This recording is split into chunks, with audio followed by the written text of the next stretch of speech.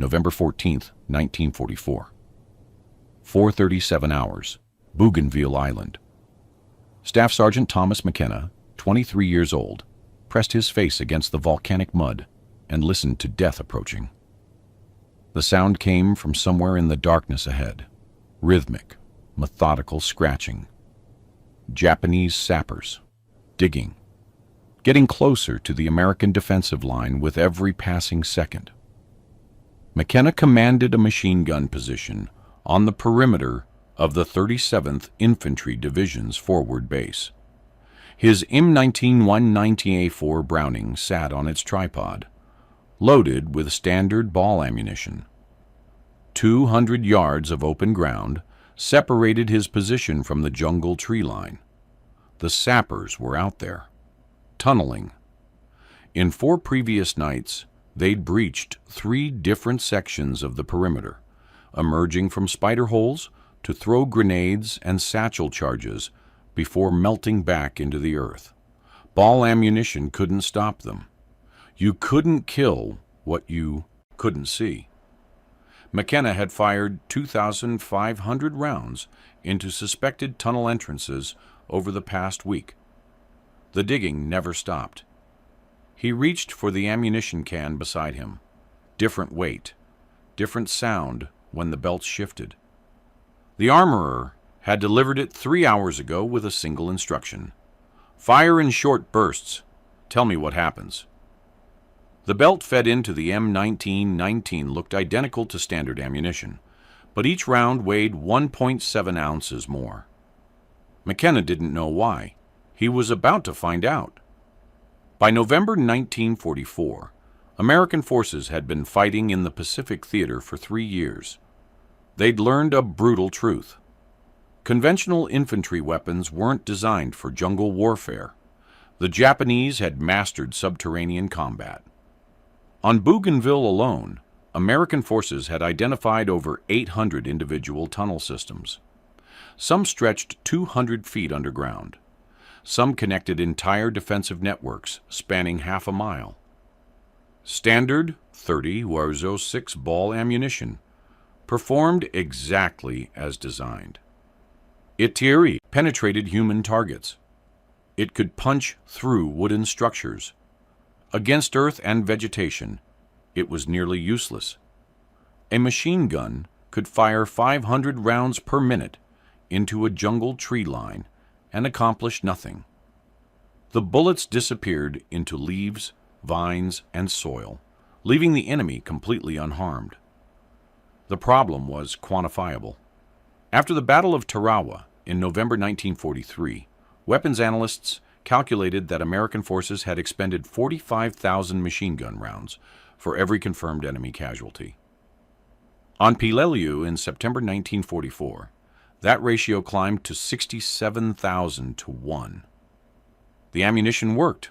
The targets just weren't visible. Japanese tunnel warfare compounded this issue exponentially. Cave systems on islands like Iwo Jima contained fighting positions reinforced with concrete, coral rock, and steel rails salvaged from destroyed infrastructure. A standard Wild 30-06 round hitting solid rock would fragment or ricochet.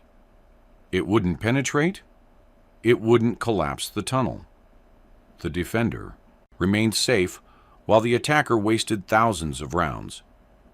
Flamethrowers helped, but they required operators to approach within 40 yards of the target. Effective flamethrower range was actually 20 to 25 yards. In that space, a concealed defender with a rifle had every advantage. Between June 1943 and October 1944, flamethrower operators in the Pacific suffered a 92% casualty rate within their first 3 combat engagements. Artillery could collapse tunnels, but it required direct hits. Forward observers calling in fire missions often couldn't see the tunnel entrances they were trying to destroy. They'd call strikes based on muzzle flashes or suspected locations. A 105 mm howitzer shell cost $32 in 1944 dollars. Tens of thousands were expended trying to collapse tunnel systems that standard infantry weapons couldn't touch. Bangalore torpedoes worked at close range, but they required infantry to crawl within feet of enemy positions to emplace them. Satchel charges demanded the same suicidal approach.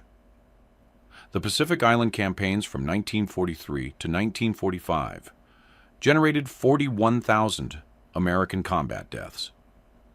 Analysis after the war suggested that between 30% and 40% of those casualties occurred within 50 yards of Japanese fortified positions that conventional small arms couldn't effectively engage. The U.S. Army Ordnance Department knew they needed something different. Not a new weapon system. They didn't have time to design, test, and manufacture entirely new equipment. They needed to modify what already existed. Make it do something it wasn't originally designed to do. The M1919A4 Browning was perfect for modification. American forces had 38,000 of them in the Pacific by mid-1944. Every infantry company had at least two. Crews knew them intimately. Supply chains could support them. If ordnance engineers could make the M1919 effective against fortifications and concealment, they'd multiply American firepower without adding a single new weapon to the inventory.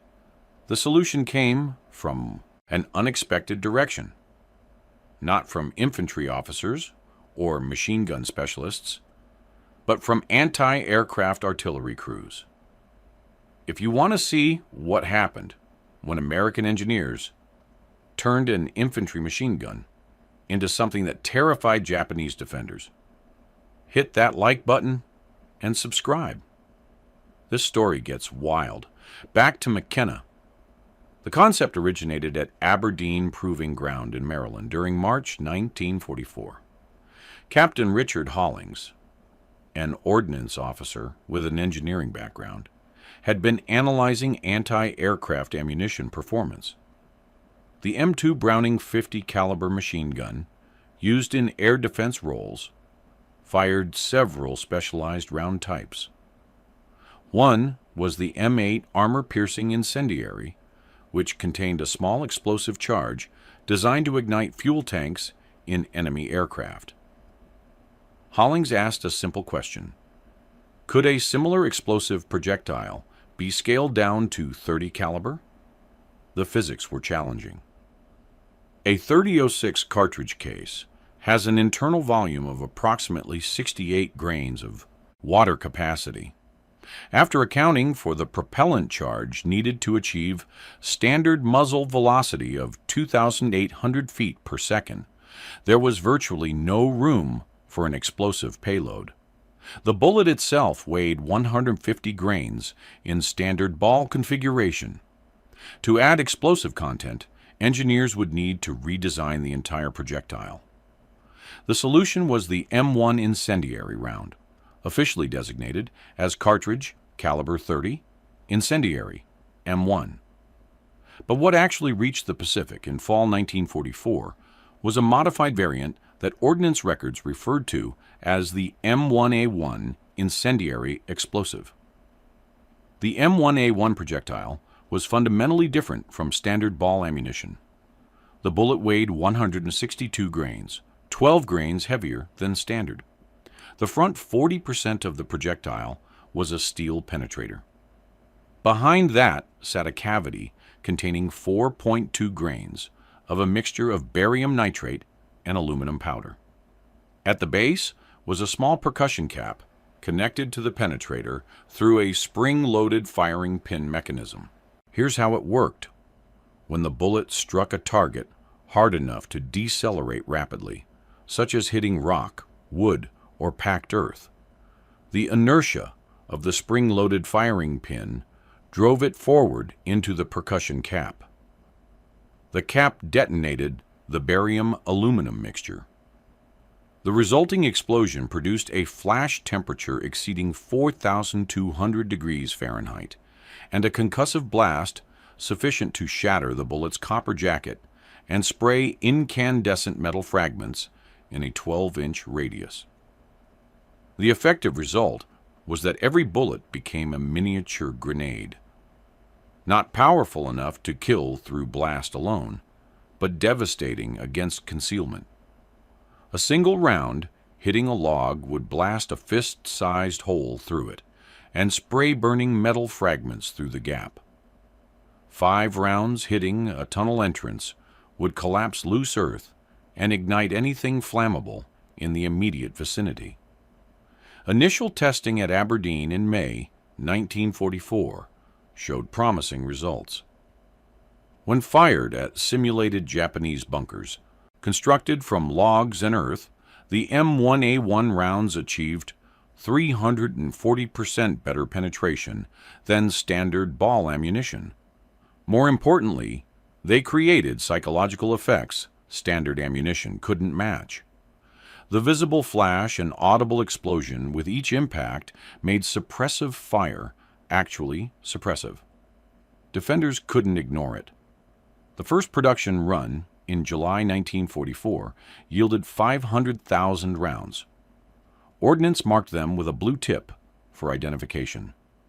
Standard procedure was to mix them with ball ammunition at a ratio of 1 incendiary explosive round for every 4 ball rounds. This created a cocktail belt that provided both a sustained fire and explosive effect. The M1919A4 Browning required no modification to fire the new ammunition.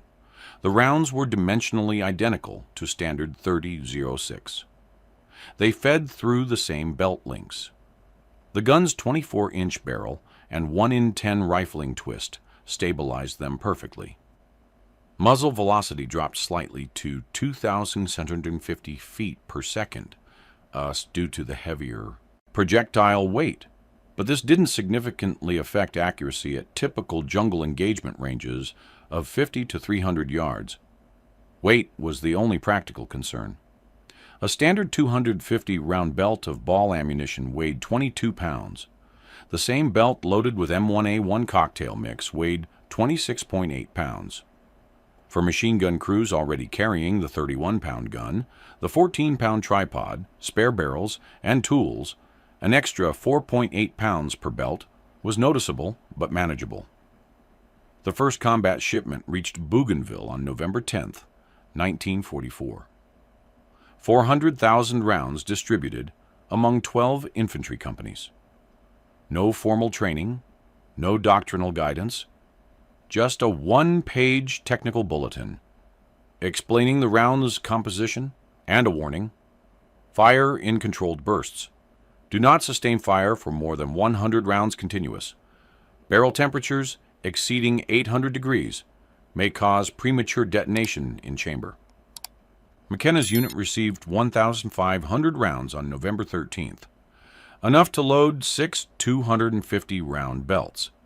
He loaded the first belt into his gun at 4:30 hours on November 14th, 30 minutes before the digging sounds started again.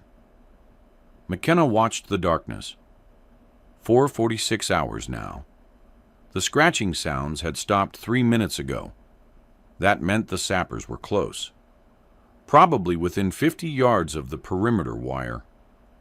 They'd gone silent to listen for American sentries, to time their final approach.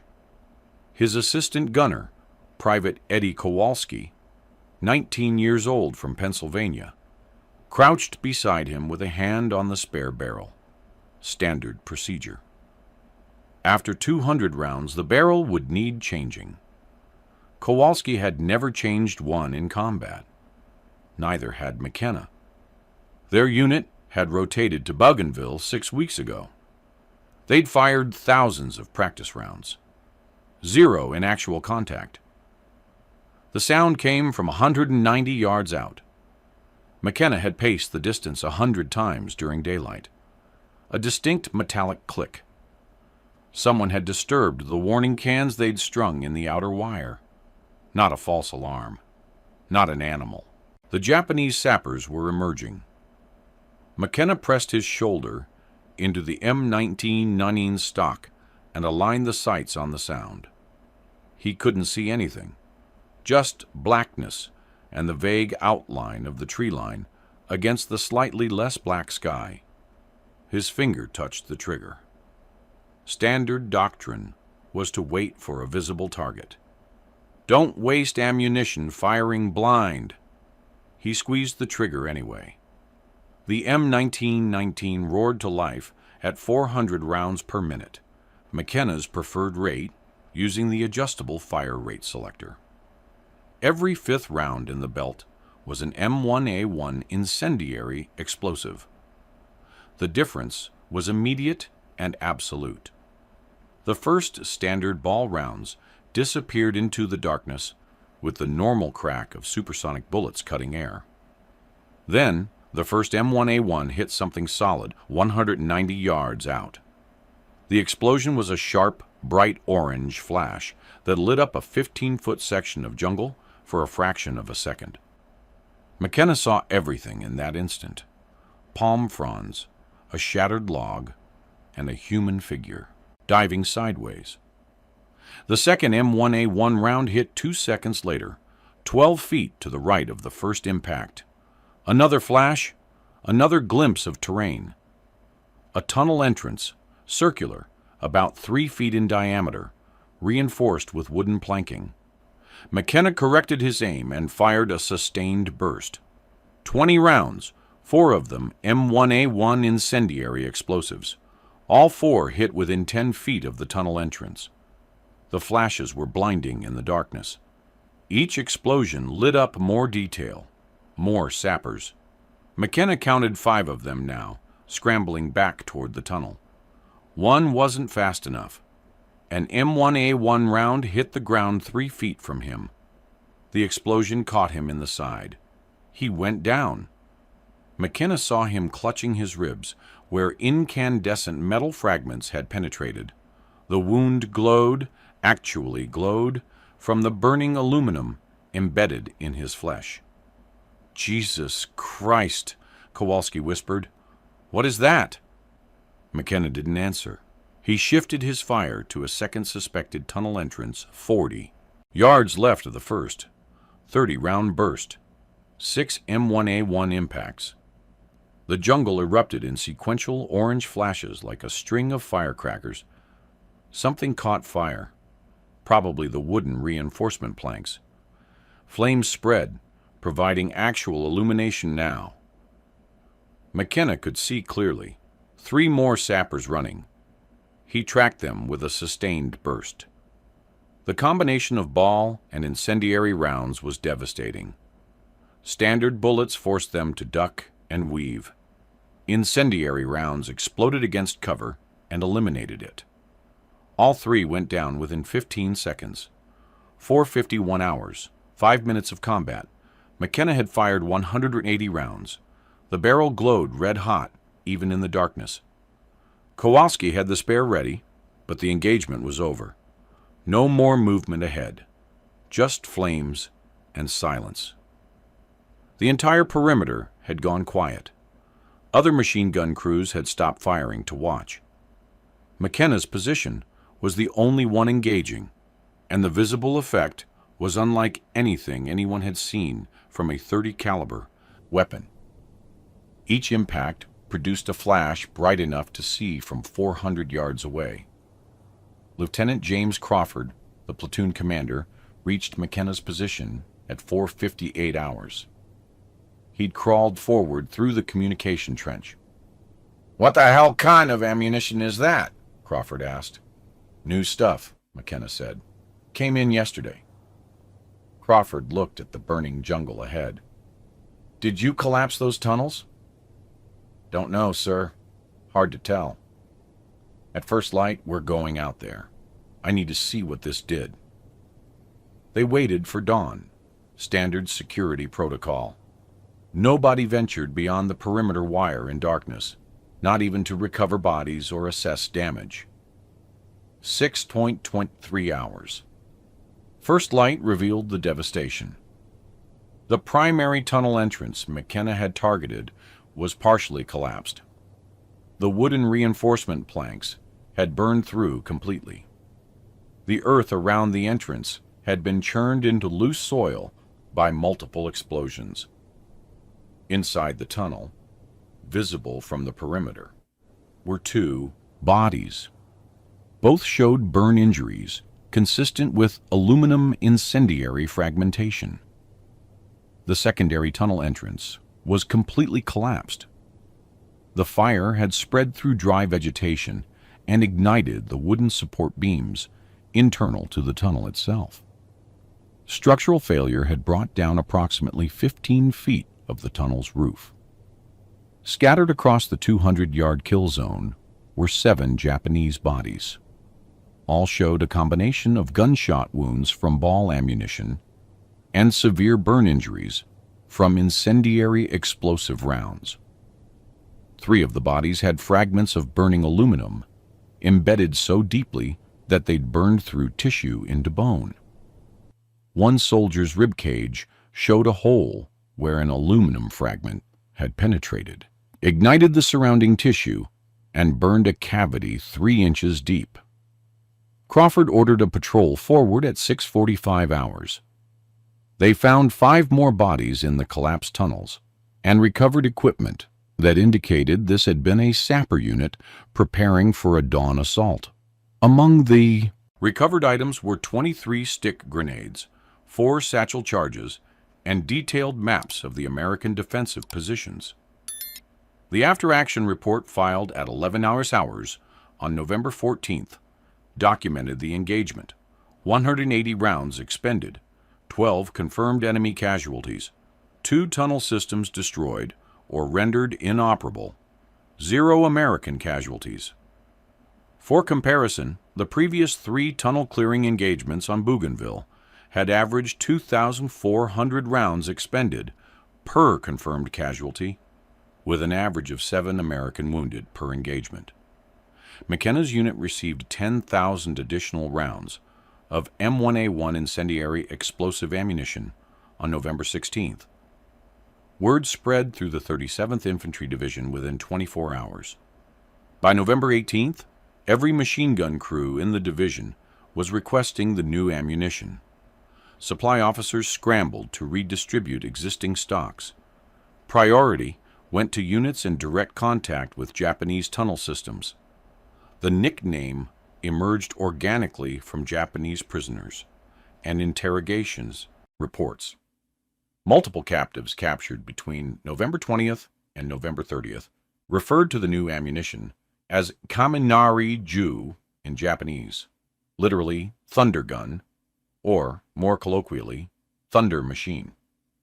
The name stuck. American forces began referring to M1919s, loaded with incendiary explosive belts, as thunder guns. Production ramped up dramatically. The Frankfurt Arsenal in Philadelphia, which manufactured the bulk of U.S. small arms ammunition, shifted 15% of its .30-06 production capacity to M1A1 incendiary explosive rounds in December 1944. Monthly output reached 2.3 million rounds by January 1945. Distribution prioritized units engaged in island assault operations. The 1st Marine Division received 400,000 rounds in December 1944 while preparing for the Okinawa campaign. The 3rd Marine Division, operating in the Northern Marianas, received 350,000 rounds. The 7th Infantry Division, preparing for operations in the Philippines, received 280,000 rounds.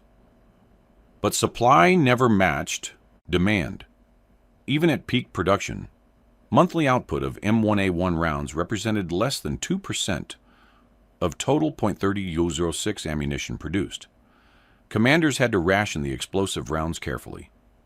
Standard distribution was 1,000 rounds per machine gun, with priority for guns in defensive positions or those supporting assault operations against fortified positions. The Japanese attempted to counter the new ammunition through tactical adaptation. Intelligence reports from January 1945 indicated that Japanese engineers were reinforcing tunnel entrances with steel plates salvaged from destroyed vehicles and ships. This worked partially. The M1A1 explosive charge wasn't powerful enough to penetrate quarter-inch steel plate. But the incendiary effect remained. Steel plates heated up rapidly under sustained fire, and the aluminum fragments would ricochet into tunnel entrances, creating a burning shrapnel effect that made the positions untenable. The psychological impact was substantial and measurable. After-action reports from Iwo Jima in February and March 1945 documented a marked increase in Japanese defenders abandoning tunnel positions under machine gun fire. Previously, tunnel defenders would remain in position until killed, or until flamethrower teams destroyed them. With incendiary explosive ammunition in use, defenders began withdrawing after 30 to 40 rounds impacted near their positions. Specific incidents highlighted the ammunition's effectiveness. On January 15, 1945, during operations on Luzon, Sergeant Michael DeLuca's machine gun team engaged a Japanese bunker complex at 145 yards range. Using 220 rounds of mixed ball and M1919 ammunition over a 6-minute engagement, they collapsed 3 connecting tunnels and forced the evacuation of an estimated 30 defenders. Standard ball ammunition had failed to neutralize the same complex during 3 previous assaults over 2 weeks. On February 23, 1945, on Iwo Jima, a machine gun team from the 5th Marine Division used 340 rounds to suppress a cave system on the approaches to Mount Suribachi.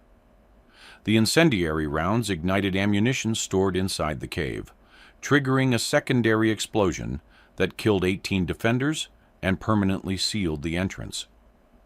On March 29, 1945, during the Okinawa invasion, machine gun fire using M1A1 ammunition engaged Japanese positions in Kakazu Ridge at ranges exceeding 400 yards. The visible flash from each explosive impact allowed American forward observers to accurately direct artillery fire onto positions that had been invisible using standard ammunition tracer rounds. The ammunition wasn't without problems. The most significant was premature detonation. In approximately 1 out of every 2,500 rounds, the percussion mechanism would fail and detonate inside the gun's barrel.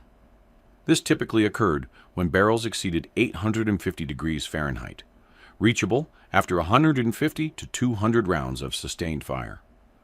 Premature detonation would damage the barrel, rendering it unusable. Between December 1944 and June 1945, the Army recorded 426 incidents of barrel damage due to premature detonation of M1A1 rounds. The solution was operational, not technical. Crews learned to limit sustained fire to 80-round bursts, allow 30 seconds cooling between bursts, and change barrels every 200 rounds regardless of whether visible heat damage was present. These procedures reduced premature detonation incidents by approximately 70%. Another limitation was storage stability. The M1A1 rounds were moisture sensitive. The barium-aluminum explosive mixture would degrade if exposed to high humidity for extended periods. Ammunition stored in the Pacific's tropical environment for more than 90 days showed a failure rate of 12 to 15%. The rounds would fire normally, but wouldn't detonate on impact. Supply officers learned to rotate stocks aggressively and prioritize issuing older ammunition first. Cost was a factor. Each M1A1 round cost approximately $0.18 to manufacture in 1944 dollars, compared to $0.04 for standard ball ammunition. The 4.5-fold cost increase limited how freely the ammunition could be distributed. Budget-conscious supply officers often restricted issue to specific operations rather than allowing general use. By May 1945, approximately 8.7 million M1A1 incendiary explosive rounds had been shipped to the Pacific Theater. Analysis of ammunition expenditure reports suggests that approximately 6.2 million were actually fired in combat. The remaining 2.5 million were either lost to moisture damage, held in reserve or still in the supply system when the war ended. The science behind the M1A1's explosive effect was relatively simple, but required precise engineering.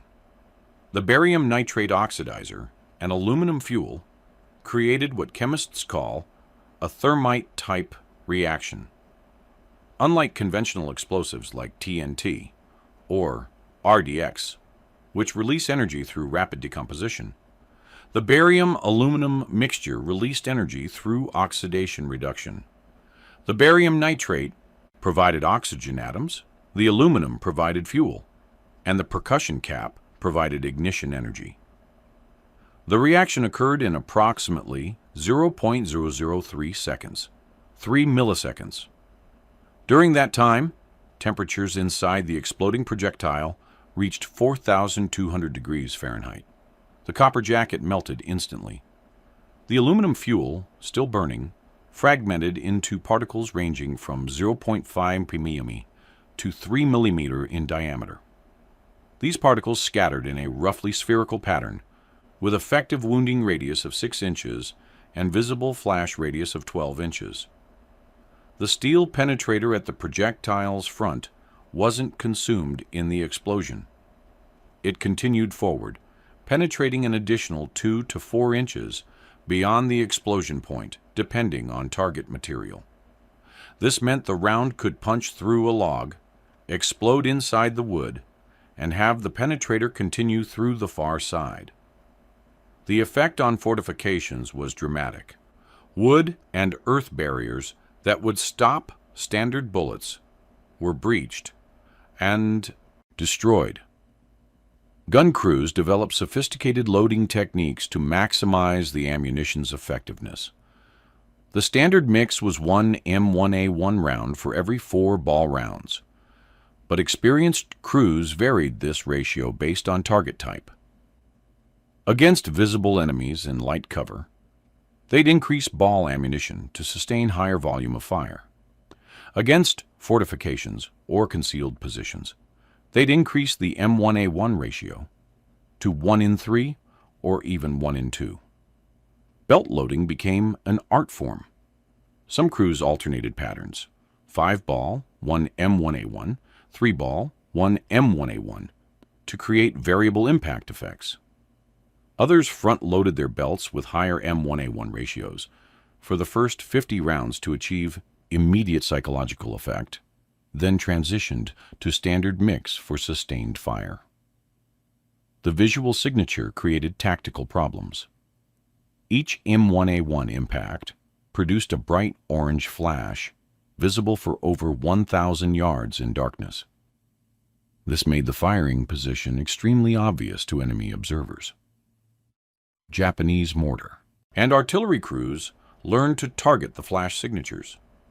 Machine gun crews firing M1A1 ammunition at night suffered 34% higher counter-battery casualties compared to crews firing standard ammunition. The solution was position discipline. Crews would fire 20 to 30 rounds, cease fire, and immediately relocate to a secondary position 25 to 50 yards from their original location. They'd wait 2 to 3 minutes for enemy counterfire to hit their old position, then resume firing from the new location. This shoot and scoot tactic was standard for heavier weapons, but novel for .30 caliber machine guns. Maintenance requirements increased significantly. The explosive residue from M1A1 rounds created a caustic buildup inside the barrel and chamber. Standard cleaning procedures using bore brushes and solvent were insufficient. Armorer instructions specified a complete detail strip and clean after every 500 rounds of M1A1 ammunition, compared to 2,500 rounds for standard ball ammunition. Crews also discovered that M1A1 rounds performed inconsistently at extreme ranges. Beyond 600 yards, the projectiles were slowing below the velocity threshold needed to reliably trigger the percussion mechanism. Approximately 30% of M1A1 rounds fired at 700 plus yards would impact without exploding. They'd function as standard ball ammunition, but without the explosive effect. This limited the ammunition's utility in long-range suppression roles. The Japanese never developed a direct equivalent. Their industrial capacity in 1944-1945 couldn't support the precision manufacturing required for miniaturized explosive projectiles. They experimented with incendiary ammunition for aircraft applications, but never fielded an infantry portable explosive small arms round. German forces had developed similar ammunition, the 7.92 mm B Patrone, Beobachtungspatron, or observation round, which used a small explosive charge to create a visible impact flash for machine gun fire correction. However, German rounds used different chemistry and weren't designed for anti-materiel use. They were purely observational tools. American development of the M1A1 represented unique engineering. The integration of penetrator, explosive charge, and reliable percussion fuse in a .30 caliber package required manufacturing precision at tolerances measured in thousandths of an inch. Any imbalance in the projectile would cause accuracy problems. Any variation in explosive charge weight would cause inconsistent detonation. The fact that over 93% of manufactured rounds performed as designed testified to American industrial quality control. The ammunition also revealed interesting acoustic properties. Standard .30 IO-6 ball ammunition produced the familiar crack bang of supersonic fire, the sonic boom of the bullet followed by the muzzle blast. M1A1 rounds added a third sound, the sharp pop of the detonation. Soldiers described it as similar to a large firecracker. At typical jungle engagement ranges of 100 to 300 yards, all three sounds, crack, bang, pop, were distinctly audible and created a recognizable acoustic signature. This signature was both advantage and disadvantage. It allowed friendly forces to identify which machine gun positions were firing M1A1 ammunition, helping coordinate fire support. But it also told enemy forces exactly what they were facing. Japanese tactical manuals captured in 1945 specifically referenced the distinctive sound and instructed defenders to immediately abandon positions under thunder machine fire rather than attempting to suppress it. Production of M1A1 incendiary explosive ammunition ceased in September 1945, immediately after Japan's surrender. Frankfurt Arsenal had manufactured approximately 12.4 million rounds total. Of these, roughly 9.8 million had been shipped to the Pacific Theater, 1.9 million remained in continental U.S. storage, and 700,000 were in transit or at intermediate depots when the war ended. The Army classified the ammunition as restricted in November 1945. Official reason: the explosive components violated emerging international discussions about arms control, specifically regarding ammunition designed to cause unnecessary suffering. This was somewhat ironic, given that flamethrowers, white phosphorus, and napalm remained in standard use, but the classification stuck. Existing stocks were either destroyed or relegated to long-term storage. Between 1945 and 1948, approximately 8 million rounds of M1A1 ammunition were destroyed by open burning at disposal facilities. The remaining stockpile went into controlled storage at 3 locations: Pueblo Depot in Colorado, Bluegrass Depot in Kentucky, and Hawthorne Army Depot in Nevada. The Korean War briefly revived interest in the ammunition, when North Korean and Chinese forces demonstrated extensive use of tunnel systems and cave fortifications in late 1950. Army ordnance officers remembered the M1A1 rounds. They located approximately 1.2 million rounds still in serviceable condition in depot storage. Field testing in February 1951 revealed deterioration problems. Rounds that had been stored for 6 years showed a 23% failure rate. The barium-aluminum mixture had degraded, despite controlled storage conditions. The percussion mechanisms had corroded. Of the rounds that did function, approximately 40% showed reduced explosive effect. Army decided against reissuing the aged ammunition. The failure rate was unacceptable, and manufacturing new stocks would require restarting production lines that had been dismantled in 1945. Instead, they invested in developing more reliable explosive ammunition for the newer M60 machine gun, which eventually led to the modern SLAP and SLAP-T ammunition types. The M1A1 rounds essentially disappeared from official documentation after 1951. Most military historians focused on more visible weapons systems. The ammunition didn't appear in standard histories of World War II infantry weapons. Veterans who'd used it rarely mentioned it in memoirs, possibly because its use was so brief and its classification suggested it should remain unmentioned. Declassification occurred gradually. The restricted classification was downgraded to unclassified in 1973. But by then, few people remembered the ammunition existed. Technical specifications appeared in declassified ordnance reports in 1982. Detailed combat usage data wasn't fully available until 1998, when the Army released comprehensive ammunition expenditure records from the Pacific Campaign. Modern equivalents exist, but serve different purposes. The current Mk211 Raufoss 50 caliber round uses explosive incendiary technology in a larger caliber, designed primarily for anti-materiel and light armor penetration. The 25mm ammunition for the M242 Bushmaster chain gun includes high explosive incendiary variants, but there's no current equivalent to the M1A1 in .30 caliber or comparable infantry portable calibers.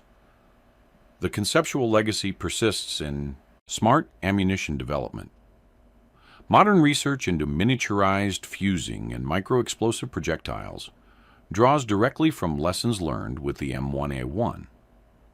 Engineers developing 6-point EMIMist and 6.8 mm next-generation infantry ammunition have experimented with variable effect projectiles that can switch between penetration and fragmentation modes based on target type, conceptually similar to what the M1A1 achieved mechanically. Several museum collections hold examples of M1A1 ammunition, though most are inert training rounds. Live specimens are rare and carefully controlled. The National Museum of the United States Army at Fort Belvoir displays a sectioned M1A1 round, showing the internal construction. The Marine Corps Museum at Quantico has a full belt of mixed ball and M1A1 ammunition as part of their Pacific War exhibit. Staff Sergeant Thomas McKenna survived the war. He returned to civilian life in Chicago in November 1945, worked as a machinist for 38 years, and rarely spoke about his combat experiences.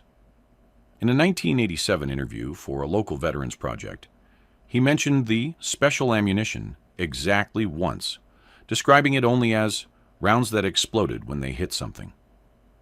McKenna died in 2003 at age 82. His service records, declassified in 2008, documented his actions on November 14, 1944, and credited him with being the first American soldier to use M1A1 incendiary explosive ammunition in combat. He never knew that distinction. Private Eddie Kowalski, McKenna's assistant gunner, was killed on March 18, 1945, during operations on Luzon. He was 19 years old. His death occurred during a Japanese counterattack against an American supply depot. Kowalski was operating a machine gun position when a mortar round hit directly on his position. The weapon he was firing was loaded with M1A1 ammunition. Captain Richard Hollings, the ordnance officer who'd initiated the M1A1 development project, remained in the Army after the war. He achieved the rank of colonel in it, worked in ammunition research and development until his retirement in 1968. In private correspondence with other ordnance officers, letters that were donated to the Army Heritage and Education Center in 2012, Hollings expressed frustration that the M1A1 program had been classified and suppressed after the war. He believed the ammunition represented a significant innovation in infantry firepower that deserved continued development. The machine gun crews who used M1A1 ammunition in combat developed a respect for the weapon system that bordered on reverence. Veterans' accounts from the 1980s and 1990s consistently describe the psychological impact of finally having ammunition that could destroy the cover and concealment that Japanese defenders used so effectively. One veteran, interviewed in 1994, said simply, "For the first time, we could shoot back and actually hurt them, not just pin them down, actually hurt them." Several thousand American soldiers fired M1A1 ammunition in combat between November 1944 and August 1945. Most never knew the technical designation. They knew it as the new stuff, or thunder rounds, or, most commonly, just the good ammo. What they all knew was that it worked when standard ammunition didn't. The soldiers who fired those explosive rounds into Pacific jungles and volcanic caves were doing more than fighting an enemy. They were field testing technology that would influence ammunition development for the next 80 years. They were proving that innovation doesn't always require entirely new weapons. Sometimes it just requires making existing weapons do something unexpected.